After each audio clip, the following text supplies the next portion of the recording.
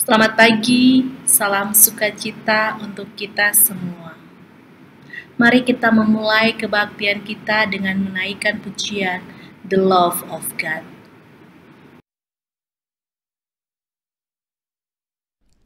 The love of God is greater far than tongue or pen can ever tell. It goes beyond the highest star and reaches to the lowest hell. The guilty pair bow down with care. God gave His Son to we, His erring child He reconciled and pardoned from His sin. O love of God, how rich and pure, how measureless and strong, it shall forevermore endure, the saints and angels' song. When years of time shall pass away, and earthly thrones and kingdoms fall, when men who hear refuse to pray, on rocks and hills and mountains call, God's love so sure shall still endure, all measureless and strong, redeeming grace to Adam's race, the saints and angels' song. O love of God, how rich and pure, how measureless and strong, it shall forevermore endure, the saints and angels' song.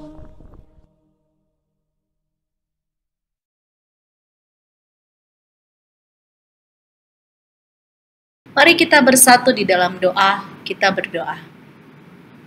Tuhan, kami datang beribadah kepada Engkau, dan biarlah kebaktian kami ini boleh menjadi tanda syukur kami karena Engkau senantiasa menyertai dan memberkati serta melindungi kami. Dan kami memohon penyertaan Roh Kudus agar kami dimampukan mengikuti ibadah ini dengan sepenuh hati dan dengan sungguh-sungguh, dan kami juga dimampukan melaksanakan apa yang sudah Engkau firmankan. Di dalam nama Tuhan Yesus kami berdoa dan mengucap syukur. Amin. Sebelum kita mendengarkan firman Tuhan, kita menaikkan pujian Berikan Ku Hati, agar kita diberikan hati yang mau sungguh-sungguh dibentuk olehnya.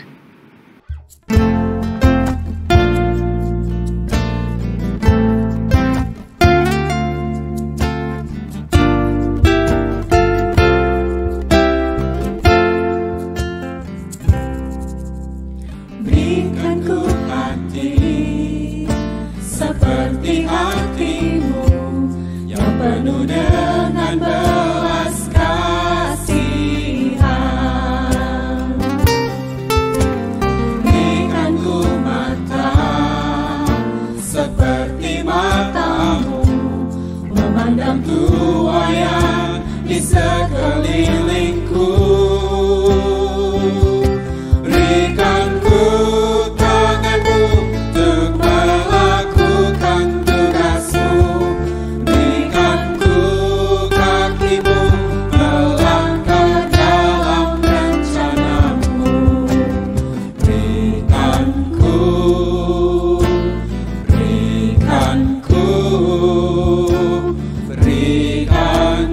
hatimu.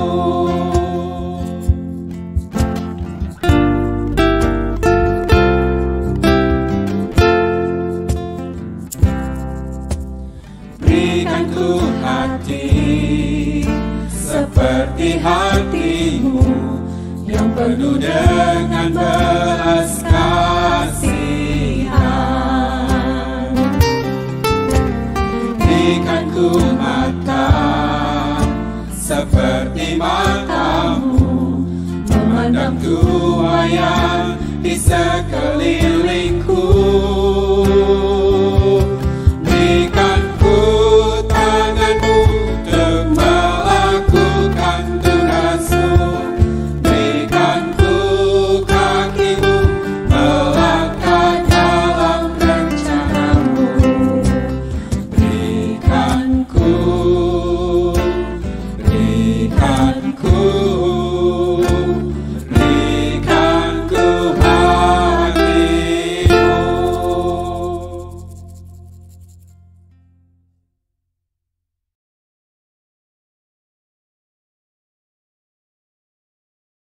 Shalom rekan-rekan terkasih, sebelum kita mendengarkan firman Tuhan, mari bersama kita berdoa.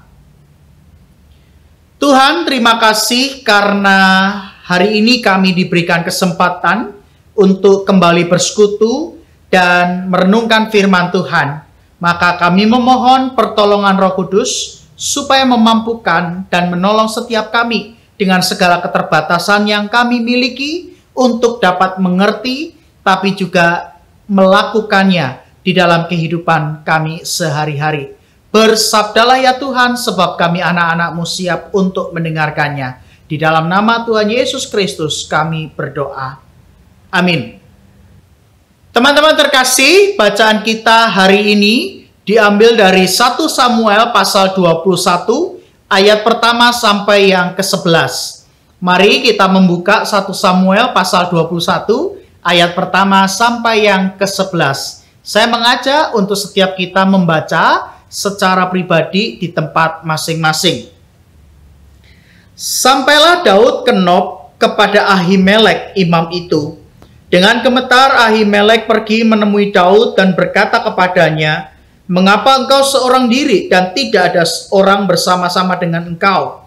Jawab Daud kepada imam Ahimelek, "Raja menugaskan sesuatu kepadaku. Katanya kepadaku, siapapun juga tidak boleh mengetahui sesuatu dari hal yang kusuruh kepadamu dan yang kutugaskan kepadamu ini. Sebab itu orang-orangku telah kusuruh pergi ke suatu tempat. Maka sekarang apa yang ada padamu, berikanlah kepadaku 5 roti atau apapun yang ada." Lalu jawab imam itu kepada Daud, "Tidak ada roti biasa padaku, hanya roti kudus yang ada, asal saja orang-orangmu itu menjaga diri terhadap perempuan." Daud menjawab imam itu, katanya kepadanya, "Memang kami tidak diperbolehkan bergaul dengan perempuan seperti sedia kala apabila aku maju berperang. Tubuh orang-orangku itu tahir, sekalipun pada perjalanan biasa, apalagi pada hari ini, masing-masing mereka tahir tubuhnya." Lalu imam itu memberikan kepadanya roti kudus itu, karena tidak ada roti di sana kecuali roti sajian. Roti itu biasa diangkat orang dari hadapan Tuhan, supaya pada hari roti itu diambil, ditaruh lagi roti baru. Maka pada hari itu juga ada di sana salah seorang pegawai Saul yang dikhususkan melayani Tuhan. Namanya Doeg, seorang Edom, pengawas atas gembala-gembala Saul. Berkatalah Daud kepada Ahimelek, "Tidak adakah padamu di sini tombak atau pedang? Sebab baik pedangku maupun senjataku tidak dapat kubawa, karena perintah raja itu mendesak." Kemudian berkatalah imam itu, "Pedang Goliat, orang Filistin, yang kau pukul kalah di lembah Tarbatin, itulah yang ada di sini, terbungkus dalam kain di belakang efod itu. Jika engkau hendak mengambilnya, ambillah. Yang lain tidak ada, hanya ini." Kata Daud, "Tidak ada yang seperti itu, berikanlah itu kepadaku." Kemudian bersiaplah Daud dan larilah ia pada hari itu juga dari Saul, sampailah ia kepada Akhis, raja kota Gat. Pegawai-pegawai Akhis berkata kepada tuannya, "Bukankah ini Daud, raja negeri itu? Bukankah tentang dia orang-orang menyanyi berbalas-balasan sambil menari-nari? Demikian Saul mengalahkan beribu-ribu musuh, tetapi Daud berlaksa-laksa." Demikianlah pembacaan firman Tuhan. Kita adalah orang yang berbahagia jika kita mau memelihara firman Tuhan dan melakukannya dalam kehidupan sehari-hari. Haleluya. Teman-teman terkasih, ibadah kita hari ini, kita akan merenungkan tema ujian iman. Berbicara tentang ujian iman. Adakah yang percaya bahwa dengan kantong kresek ini kita bisa terjun payung dari ketinggian lalu mendarat dengan selamat? Ada yang percaya atau ada yang mau mencoba? Ketika dulu saya kecil, saya percaya bahwa dengan kantong kresek ini saya bisa terjun payung dari ketinggian. Hal ini tentu hal yang wajar. Mengapa? Ketika kita kecil, kita membayangkan sesuatu yang berasal dari imajinasi kita, bukan dari kenyataan. Tentu saja anak-anak juga sangat minim untuk membedakan mana dunia fantasi dan dunia kenyataan. Tapi beranjak dewasa, kita menganggap bahwa hal tersebut adalah sebuah hal yang konyol, sebuah kebodohan jika dilakukan, sebab kita sudah memiliki pengetahuan, kita sudah punya pengalaman, dan kita sudah pernah mengamati bahwa tidak mungkin seseorang terjun payung dari ketinggian hanya dengan menggunakan kantong kresek. Jika kita tidak lagi percaya bahwa kantong kresek tidak bisa digunakan untuk terjun payung, karena kita punya pengalaman dan tahu kenyataan, pertanyaannya lalu bagaimana kehidupan kita sehari-hari di dalam menjalani kehidupan ini? Apakah teman-teman masih dapat meyakini, tetap percaya bahwa Allah itu hadir, Allah menolong kita, Allah mengasihi kita, Allah tidak meninggalkan kita dalam segala situasi apapun, bahkan di tengah segala situasi buruk, sulit yang kita alami. Sebab penderitaan dan persoalan hidup itu kan adalah bagian utuh dalam perjalanan hidup beriman kita. Kita tidak bisa menghindarinya, karena itulah yang akan membuat kita menguji kualitas iman kita kepada Tuhan. Daud adalah seorang yang dipilih oleh Tuhan menggantikan Saul. Ia adalah seorang penggembala kambing domba biasa, namun diberkati dengan keberhasilan yang luar biasa. Karena ia mampu mengalahkan Goliat dan orang-orang Filistin. Bahkan keberhasilannya itu membuat nama Daud menjadi terkenal dan dia dieluk-elukan oleh banyak orang. Oleh karena hal inilah kemudian timbul kecemburuan, kemarahan, kebencian dalam hati Saul yang mau tidak mau membuat Daud berulang kali harus diperhadapkan pada ancaman, bahkan perburuan yang dikehendaki oleh Saul yang menginginkan nyawa Daud. Mau tidak mau, Daud menjadi seorang pelarian yang mengalami kesulitan dan penderitaan. Saudara bayangkan, seorang yang dipilih Allah seperti Daud sekalipun, ia tidak bebas, ia tidak steril dari yang namanya penderitaan dan pergumulan hidup. Daud juga tidak selalu hidup dalam kenyamanan. Daud tidak selalu berjalan di jalan yang mulus dengan segala keberhasilan yang dimilikinya. Sebaliknya, kita melihat bagaimana Tuhan mengizinkan Daud harus meninggalkan zona nyamannya, hidup sebagai seorang pelarian yang setiap saat ia harus was-was karena tindak jahat dan niat yang dimiliki oleh Saul. Bahkan kita melihat Daud juga harus berusaha untuk bertahan hidup di tengah segala keterbatasan. Itu berarti sekalipun Daud dipilih oleh Tuhan, ia menjadi umat Tuhan, bukan berarti lalu ia steril dari penderitaan dan pergumulan hidup. Dalam bacaan kita hari ini pun kita melihat bagaimana Daud harus berjuang untuk bertahan hidup dengan segala keterbatasan yang dimilikinya. Ketika ia masuk ke Nob, ia tidak memiliki orang lain, ia tidak membawa senjata, ia pun tidak memiliki makanan. Oleh karena itulah yang membuat Daud meminta kepada Ahimelek roti untuk dimakan dan senjata untuk perlindungan diri. Bahkan kalau teman-teman membaca di bagian selanjutnya, ketika Daud masuk ke kota Gad, ia berjumpa dengan pegawai Raja Akhis. Daud harus berpura-pura menjadi gila untuk menyelamatkan dirinya, mengingat Gad adalah kota daerah asal Goliat kesatria yang dikalahkan oleh Daud.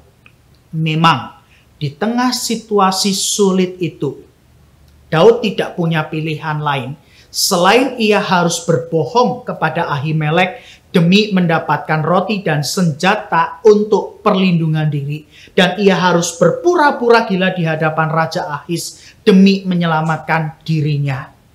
Dan apa yang dilakukan oleh Daud di tengah situasi ini bisa dipahami karena ia tidak punya pilihan lain. Jika tidak melakukan itu, nyawanya terancam. Tapi bukan berarti lalu kita membenarkan apa yang dilakukan oleh Daud. Dalam pengertian, kalau kita kepepet, asalkan kita kepepet, lalu kita boleh melanggar firman Tuhan seperti Daud. Nah, sebab bisa jadi apa yang dihadapi oleh Daud di masa itu sangat berbeda dengan apa yang dihadapi kita hari ini. Kalau dulu Daud harus menghadapi setiap saat ancaman yang mengancam nyawanya karena kejahatan yang dilakukan oleh Saul, maka belum tentu kita menghadapi situasi yang sama.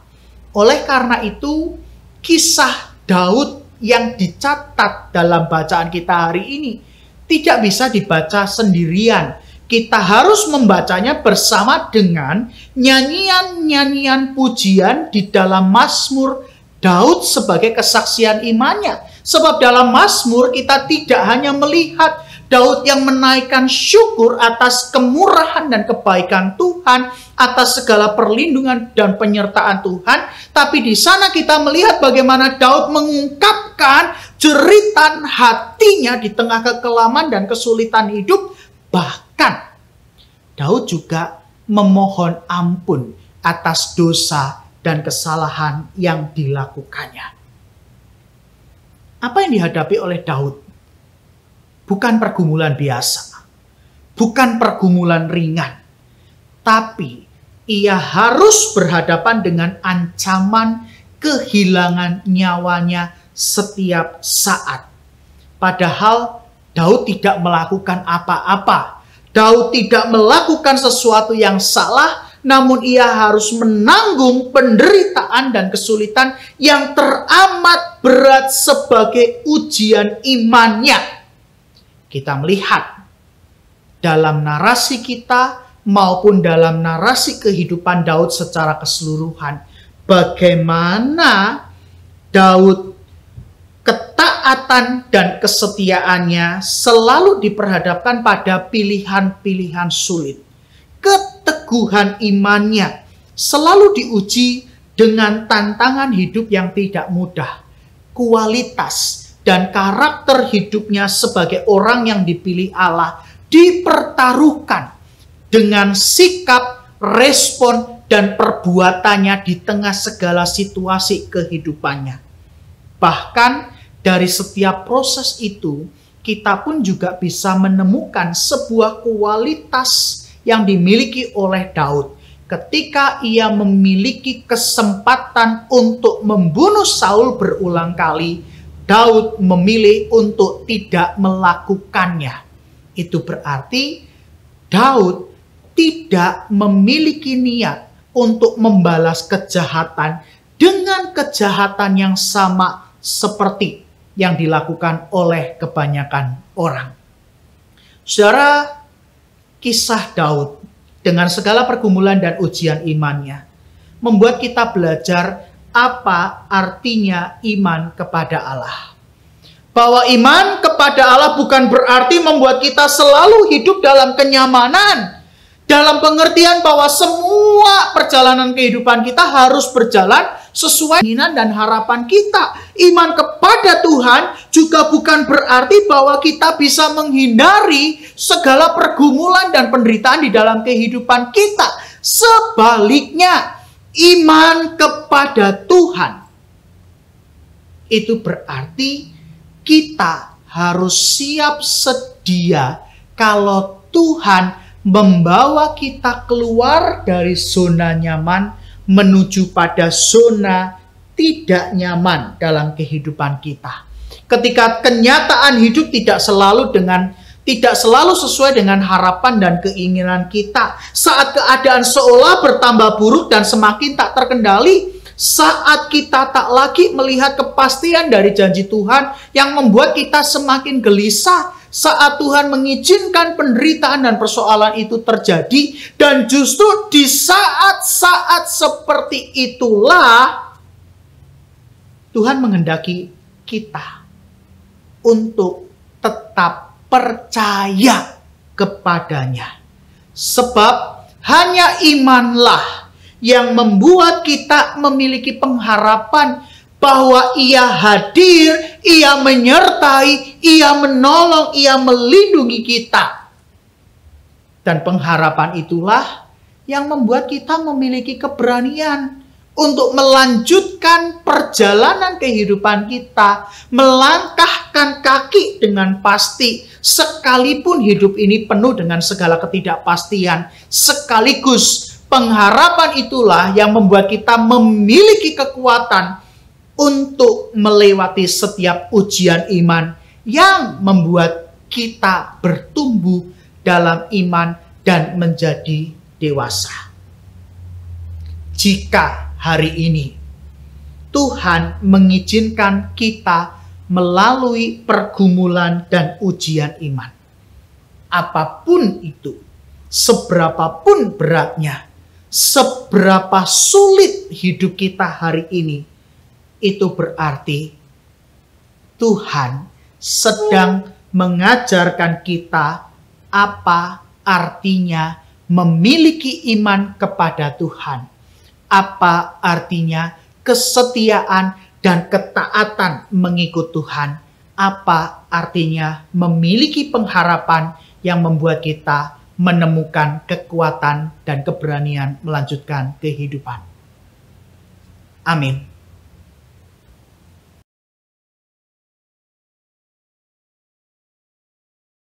Mari kita menaikkan doa kita. Terima kasih Tuhan, lewat firman-Mu kami kembali diajarkan untuk belajar beriman dan berserah kepada Engkau. Seringkali kami lupa kami punya Tuhan Yesus yang luar biasa. Kami mengandalkan kekuatan kami sendiri, kami hanya berfokus kepada ketakutan dan kekhawatiran kami. Tanpa kami sadar bahwa ada Tuhan yang senantiasa memegang kehidupan ini. Sehingga kami larut dalam ketakutan itu dan membiarkan diri kami melakukan segala cara untuk memuaskan kebutuhan kami. Padahal hidup ini bukan sekedar memuaskan kepentingan, tetapi hidup ini adalah menjadi manusia yang seutuhnya dan menjadi berkat bagi orang lain. Karena kami sadar begitu banyak berkat yang sudah Tuhan Yesus berikan bagi kami di tengah kehidupan ini. Tidak sekedar kami ukur dengan apa yang kami miliki, tapi kami sadar begitu banyak kebaikan Tuhan di tengah kehidupan yang masih Tuhan percayakan kepada kami sampai detik ini. Tuhan, kami bersyukur untuk libur yang sudah boleh kami nikmati. Kami juga bersyukur untuk kekuatan dan serta penyertaan sehingga kami anak secondary 4 dan JC2 dimampukan untuk mengerjakan ujian-ujian yang sudah berlangsung dan akan berlangsung di kedepannya nanti. Kami sadar jika mengandalkan kekuatan kami sendiri, kami pasti tidak mampu. Dan lewat firman-Mu kami belajar kami harus beriman dan berserah hanya kepada Engkau. Sertai kami di hari-hari ke depan, berikan kami kesehatan, sukacita, dan kesungguhan dalam menjalani kesempatan hidup ini. Jauhkan kami dari mara bahaya dan pimpinlah kami dalam setiap langkah-langkah kehidupan kami. Kami berdoa juga untuk orang tua, guru kami, dan semua orang yang Tuhan hadirkan di kehidupan ini. Berkati mereka, sertai mereka, lindungi mereka. Tuhan, kami juga berdoa untuk bangsa dan negara kami. Terima kasih untuk kesempatan mudik yang boleh terjadi bagi bangsa ini. Kami juga memohon kiranya pemeliharaan-Mu, jauhkanlah kami dari lonjakan kasus di waktu kedepannya, dan biarlah kami tetap sadar dan diingatkan untuk menjaga protokol kesehatan. Begitu banyak yang ingin kami doakan, begitu banyak yang kami ingin pintakan. Tapi kami sadar, kami belajar beriman bahwa Tuhan Yesus yang akan senantiasa memberikan yang terbaik. Hanya ke dalam tangan-Mu kami sudah berdoa dan mengucap syukur. Amin.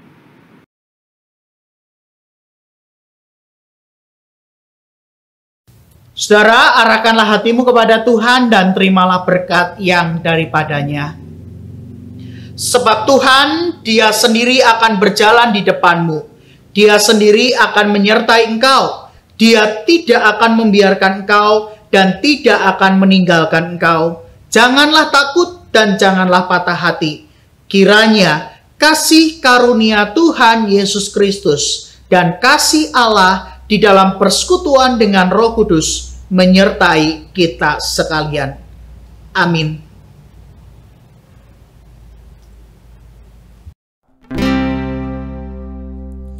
Haleluya, amin. Haleluya, amin. Haleluya.